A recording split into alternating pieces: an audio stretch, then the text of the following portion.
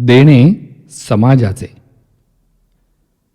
देणं घेणं समाज शब्द तसे ओळखीचे, पण तरीही वेगळं असतं देणे समाजाचे. पण समाज म्हणजे तरी काय?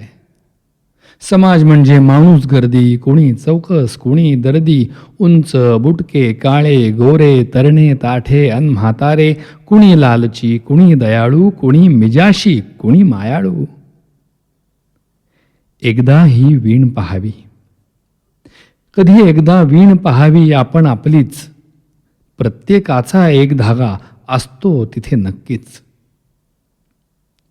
तरी पण प्रत्येकाच्या माथी मीची वेलांटी, प्रत्येकाच्या माथी मीची वेलांटी. माझंच ताट, माझीच वाटी, विचार खूप आणि कोरी पाटी.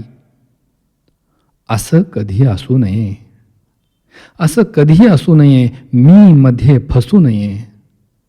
पहावेत अनेक अदृश्य हात, समाज वस्त्र विणलं ज्यांनी.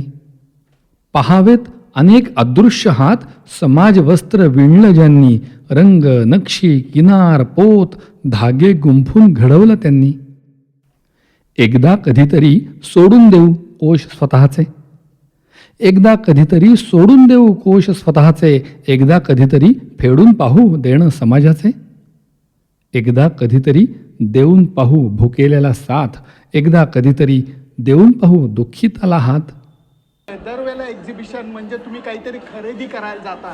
हे एक्झिबिशन समाजाची नातं जोडणार आहे, वेदनेशी नातं जोडणार आहे. देणं फेडण्याचे संस्कार करतायत आणि हे संस्कार अतिशय आवश्यक आहेत, मोलाचे आहेत. त्यामुळे समाज जास्त सशक्त होईल अशी मला खात्री वाटते. कारण खरंच तुम्हाला सांगतो, जेवढं आर्ट ऑफ लिव्हिंग आवश्यक आहे तेवढंच आर्ट ऑफ गिव्हिंगची आवश्यकता आहे.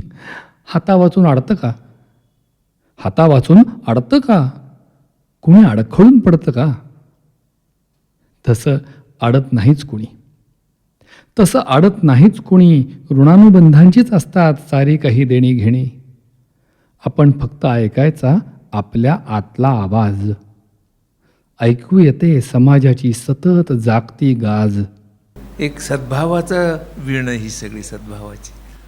आणि हा जो सद्भाव आहे हा बाहेरच्या जगामध्ये खूप खूप खूप दुर्मिळ झालेला आहे. गर्दी भरल्या रस्त्यावर एकटंच कोणी बसतं उदास. हसऱ्या फुलत्या जत्रेमध्ये कुणी हरवतं सोडून आस.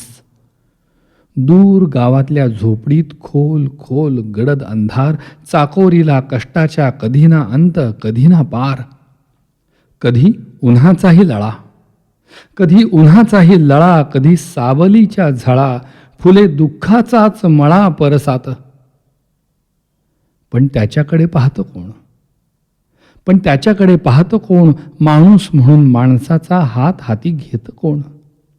हे काय होतं माहितीये का, त्या 3 दिवसामध्ये काही लोक तर जोडली जातात, पण पुढे वर्षभर लोक त्यांचं पॅम्पलेट ठेवलेलं असतं, ब्रोशर ठेवलेलं असतं. वर्षभर लोक त्यांच्या संपर्कामध्ये राहतात. सो वर्षभर काही ना काही निमित्ताने ही लोक त्यांच्याशी जोडलेली जातात आणि मदत मिळत राहते. एकदा का मदतीचा ओघ सुरू झाला ना की मग संस्थांना मागे बघायची गरजच वाटत नाहीये. तिथे कितीतरी अशा संस्था आहेत की त्यांचं आधीचं रोपडं आणि आत्ताचं फार ट्रान्सफॉर्मेशन झालेलं तुम्हाला दिसतं. त्यांचे किचन्स अद्ययावत झाली, हॉल्स, डायनिंग हॉल्स चांगले झाले, मुलांना चांगली स्टेशनरी मिळायला लागली आणि ती चालू राहिली. म्हणजे असं नाही झालं की आज मिळाली आज थांबली आहे. पहावा जमा खर्च आपल्याच आनंदाचा काढून. उतू जाणारं सुख द्यावं त्यांच्या वाटीत वाढून. सहज एका कृतीनंही फुलतील गाली हास्याचे मळे. तहानलेल्या जमिनीवरती आनंदाचे तळे. देतो कोण कोणासाठी, देतो कोण कोणासाठी, घेतो कोण स्वतःसाठी. गरज मदत हिशोब खोटे, देण्यामधले समाधानच मोठे. कुठल्या संस्था प्रामाणिकपणे काम करतात समाजामध्ये अशा लोकांची माहिती असणं गरजेचं असते. आणि ह्या दोन्हीचा दुवा म्हणून देणे समाजाचे ही संस्था खूप चांगलं काम करते आणि त्यांच्याबरोबर मी जोडला गेलो आहे. आणि त्यांच्याबरोबर मी त्यांना उलट आभारी असं मानेन की त्यांचं जे कार्य आहे त्या कार्यामुळं सामाजिक संस्थेनाही ते मदत होते आणि आमच्यासारख्या देणगीदारांनाही एक मदत अशा प्रकारे होते की आम्हाला निश्चितपणे माहिती आहे की आम्ही दिलेलं दान हे सत्पात्री असेल. पण लक्षात ठेवायचं, उतायचं नाही, मातायचं नाही, घेतला वसा टाकायचा नाही.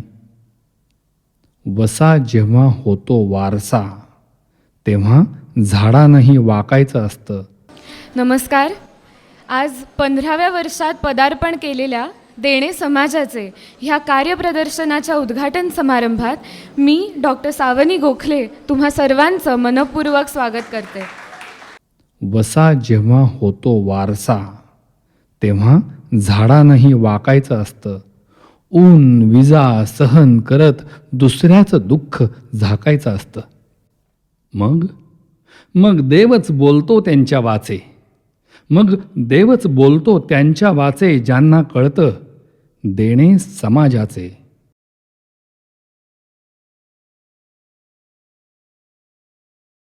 देणे समाजाचे.